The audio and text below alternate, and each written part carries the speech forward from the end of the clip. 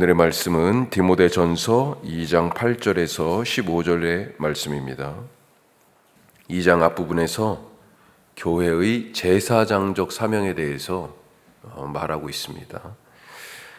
제사장처럼 사람과 하나님 사이를 연결하는 중재자적인 그런 역할의 구체적인 모습으로, 그래서 모든 사람을 위하여 기도하라, 이런 말씀으로 당부하고 있어요. 그 이유가 있어요. 첫 번째, 왜 모든 사람을 위하여 제사장적 사명을 가지고 기도하라고 그랬냐? 하나님이 받으실 만한 선한 것이 되기 때문에 그래야만이. 또 한 가지는 4절에 보면 하나님은 모든 사람이 구원을 받고 진리를 아는 데 이르기를 원하시기 때문에, 그래서 제사장적 사명을 가지고 기도를 하라, 그렇게 특히 중보기도와 같은 그런 역할을 부탁했습니다. 자, 그러면 왜 교회가 제사장적 사명인 중재자의 역할, 그 사명을 갖게 되었을까? 왜 이런 당부를 하는 것일까? 그것은 교회가 그리스도의 몸이기 때문입니다. 자, 예수님을 보시면 예수님이 중재자였잖아요. 제사장적 사명을 완수하셨잖아요. 먼저 자기 몸을 모든 사람을 위한 대속물로 주셨습니다. 또 제사를 주관하는 대제사장이 되셔서 친히 중재자의 역할까지도 하셨어요. 그래서 인간 예수가, 사람 예수가 하나님의 아들 그리스도가 메시아라는 뜻이잖아요. 그 메시아로서의 기름 부음 받은 자의 사명을 완수하신 거예요. 자, 그런데 교회가 바로 그리스도의 몸이잖아요. 그러니 예수님이 바로 그런 중재자의 역할로 제사장적 사명을 감당하셨으니 교회도 마땅하다. 그래서 모든 사람을 위하여 예수님이 죽으신 것처럼 교회도 모든 사람을 위하여 기도하라 라고 하는 것이 2장 앞부분의 말씀이에요. 자, 이런 말씀의 맥락을 우리가 말씀하는 이유는 오늘 말씀 8절 시작이 뭐라고 되어 있어요? 그러므로 라고 되어 있기 때문에 그렇습니다. 왜? 더군다나 이 오늘 8절부터 읽으신 것처럼 15절까지 이 내용을, 이 맥락을 놓치고 이해하면 말씀을 오해할 수 있어요. 그래서 앞에 말씀을 더 추가적으로 지금 드렸습니다. 자, 오늘 그러므로 라고 시작하는데 크게 두 단락으로 나눠볼 수 있습니다. 두 부분. 첫 번째는 앞에 이 말씀의 대상이 되는 사람을 남자들이라고 얘기하고 있어요. 남자들. 그리고 9절부터는 여자들.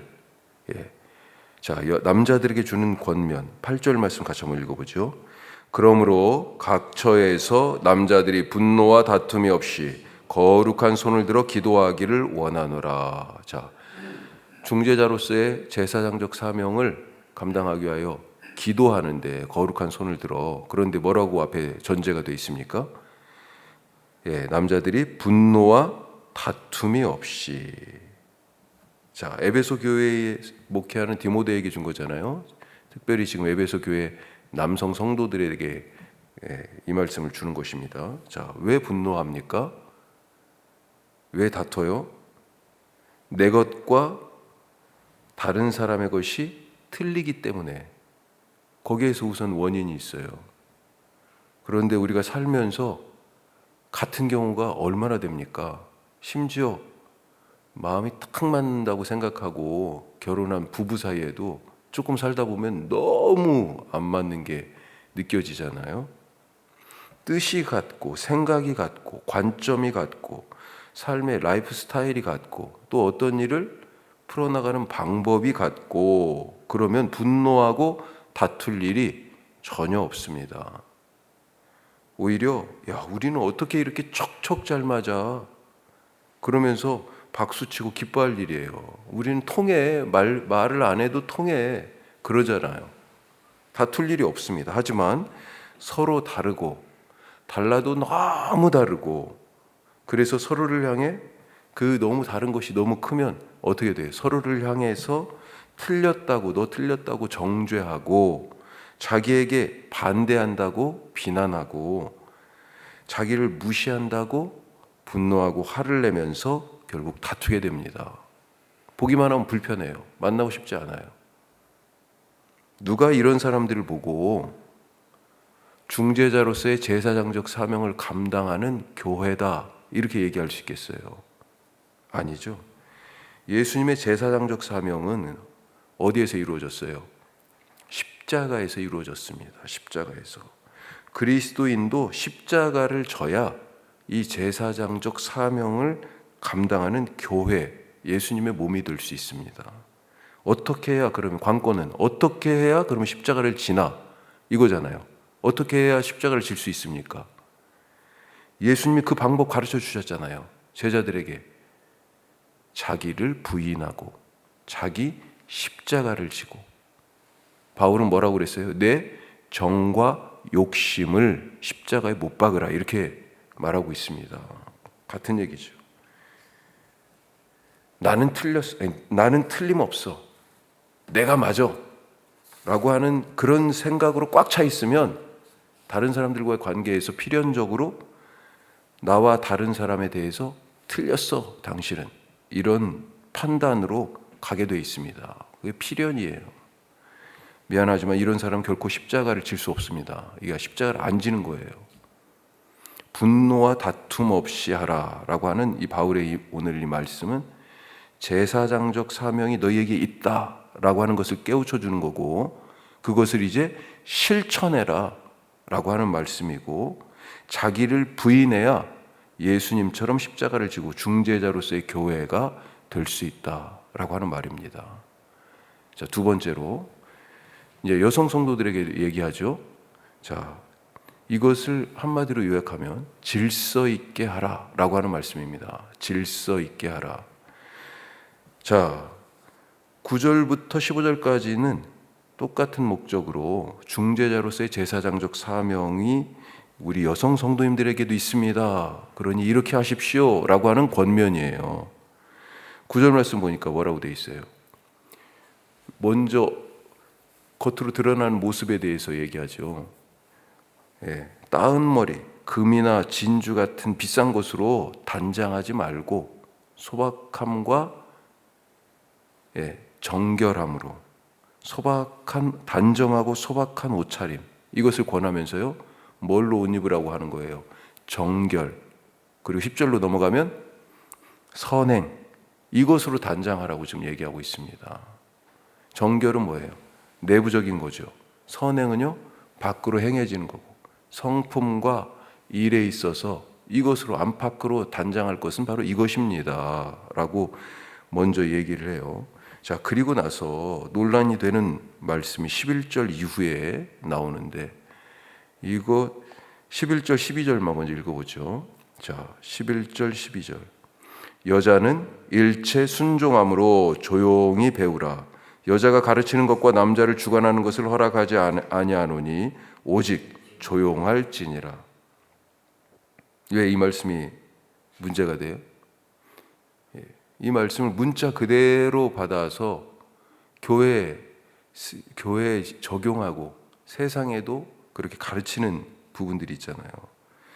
자, 이후의 말씀도 마찬가지지만 지금 읽은 이 말씀도 그렇고 앞에 말씀드린 교회의 제사장적 사명의 맥락 안에 있다는 것을 잊지 말아야 됩니다. 앞에서 남성 성도들에게 분노와 다툼이 없이 하라라고 하는 것도 또 이 여성 성도들에게 여러 가지로 권하는 말도 한마디로 얘기하면 뭐예요? 교회의 제사장적 사명을 위하여 영적 질서, 교회 안에 공동체적 질서가 흐트러져서 혼란스러우면 안 됩니다 라고 하는 그런 말이에요. 앞에 분노하고 다투면 어떻게 돼 있어요? 그 완전히 교회가 아수라장이죠. 맨날 다른 사람들 향해서 너 틀렸어, 그거 잘못됐어, 왜 그렇게 결정했어 막 그러고요. 내가 맞아, 당신 틀렸어 이러고 그러면 교회가 완전 뒤죽박죽 아니에요. 창세기의 창조의 모습이 뭐예요? 혼돈이 1장 2절에 혼돈이 질서로 변화되는 과정입니다. 교회 안도 마찬가지예요. 하나님의 창조의 일이 일어나고 있는 1차적인 곳이 바로 교회잖아요. 여기에 바로 그런 질서가 세워져야 된다는 거죠.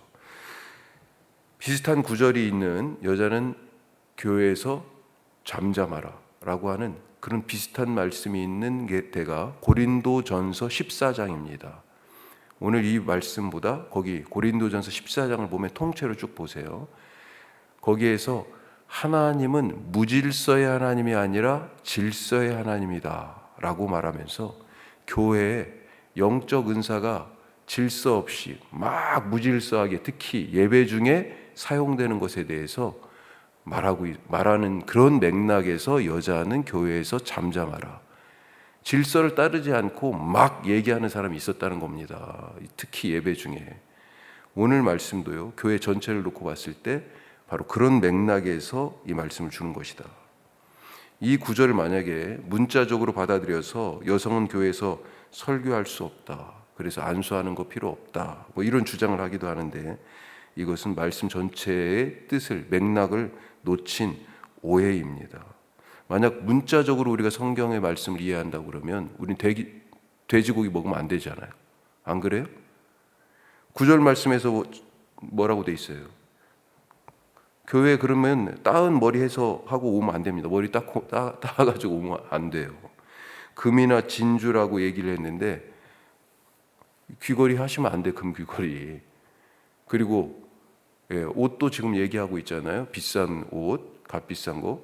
옷은 얼마 이상 입으면 안 되고 밍크 코트 입고 오면 안 되죠. 이 맥락이라면. 고린도전서에는 또 11장에 뭐라고 되어 있냐면 여자들은 머리에 뭘 써야 된다고 되어 있습니다. 카톨릭 교회는 아직도 이렇게 쓰고 예배 드리잖아요. 우리 다 쓰고 드려야 되는 거예요. 왜 문자적인 이해가 어떤 것은 그걸 안 해도 되고 어떤 것은 꼭 그걸, 특히 이 부분에 있어서는 이 말씀의 맥락을 통해서 오늘 말씀을 특별히 이해해야 된다 말씀을 드립니다.